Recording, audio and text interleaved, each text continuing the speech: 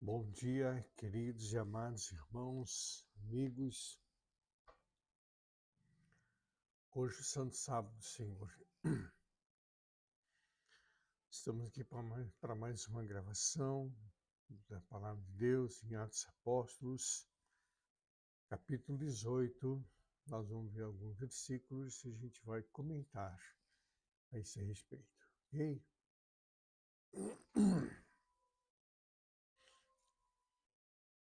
Depois disso, partiu Paulo de Atenas e chegou a Corinto. E achando um certo judeu por nome Áquila, natural de Ponto, que havia pouco tinha vindo da Itália, Priscila sua mulher, pois Cláudio tinha mandado que todos os judeus saíssem de Roma, e ajuntou-se com eles. Como era mesmo do mesmo ofício, ficou com eles e trabalhava, pois tinham por ofício fazer tendas.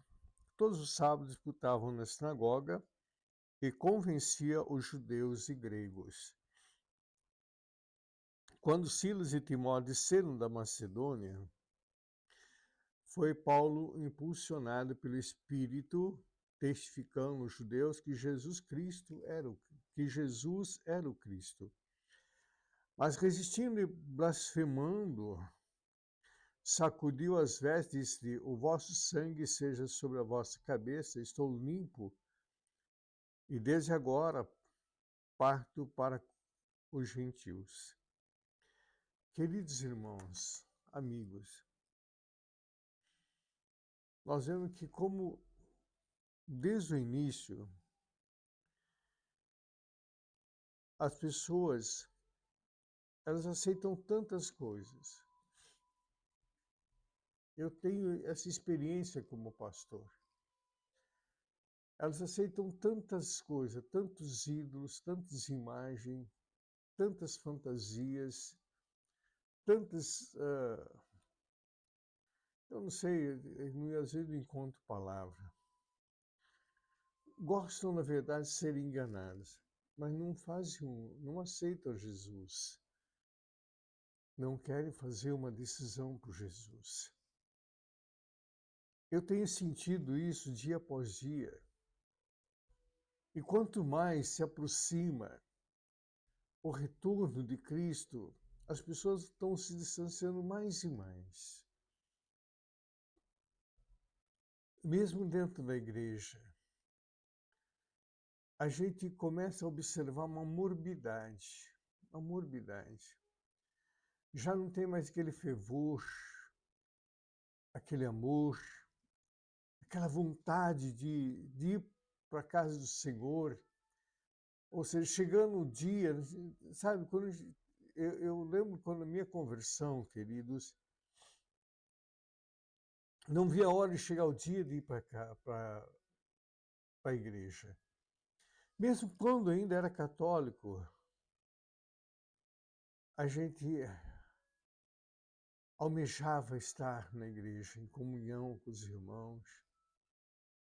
E hoje parece que as coisas foram se esfriando e está se esfriando cada vez mais. A maioria vai por interesse, a maioria vai ou falar, não, fulano veio só para mostrar para o pastor, mas não tem mais aquele fervor, aquela alegria, aquela vontade de servir ao Senhor. Eis que Paulo encontrou aqui com os judeus, quando falando do amor de Jesus, falando da grandeza, da obra do Senhor, que ele estava realizando aí, aqui no versículo 2, e achando um certo judeu por nome Áquila, natural de Ponto, do Ponto, que havia vindo da Itália, Priscila, sua mulher, pois Cláudio tinha mandado que todos os judeus saíssem de Roma. Ajuntou-se com ele. Paulo aí, aqui, esse Áquila, tanto ele como a esposa eram amigos de Paulo. Ali no ano de 49, 50 depois de Cristo, esse Cláudio Augusto aqui, ele praticamente expulsou os judeus ali de Roma. Expulsou os judeus de Roma. Não aceitava os judeus. E como também, quando os judeus se espalharam pelo mundo todo, que inclusive teve no Brasil, aqui no Brasil não aceitaram. Então, por isso que tem muitos judeus,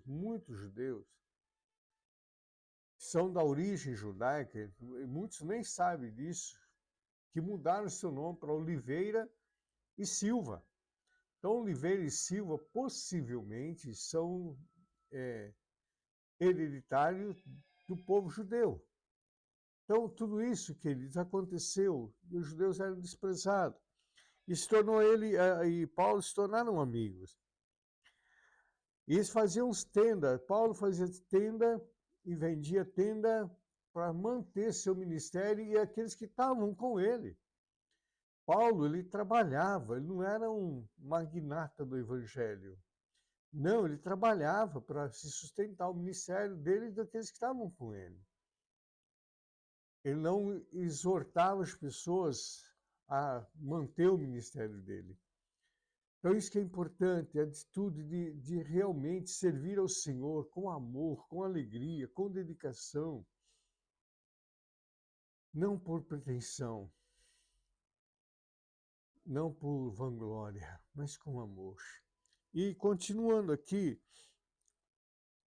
quando Silas e Timóteo desceram a Macedônia, provavelmente quer dizer que Silas, vindo a Bereia, e Timóteo, de Tessalônica, e províncias que aonde eles passaram, Paulo e veio lá com ele, foi Paulo impulsionado pelo Espírito testificando aos judeus que Jesus era o Cristo. Paulo foi impulsionado pelo Espírito Santo a testificar aos judeus que Jesus Cristo era o Cristo.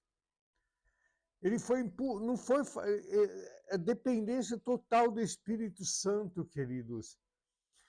A igreja precisa voltar a essa essência, a ser dependente 100% do Espírito Santo.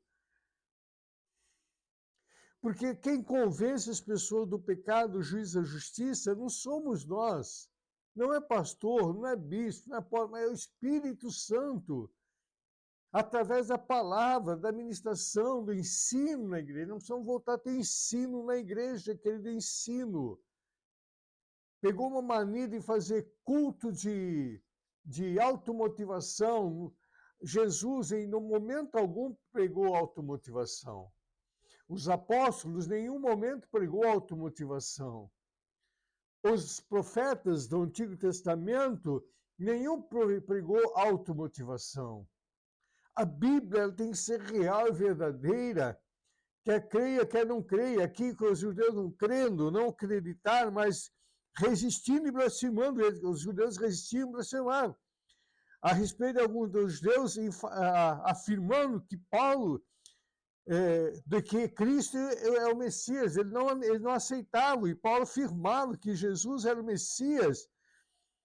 Aí Paulo, então, sacudindo as vestes, disse: os vossos sangues sejam as vossas cabeças, e eu estou limpo.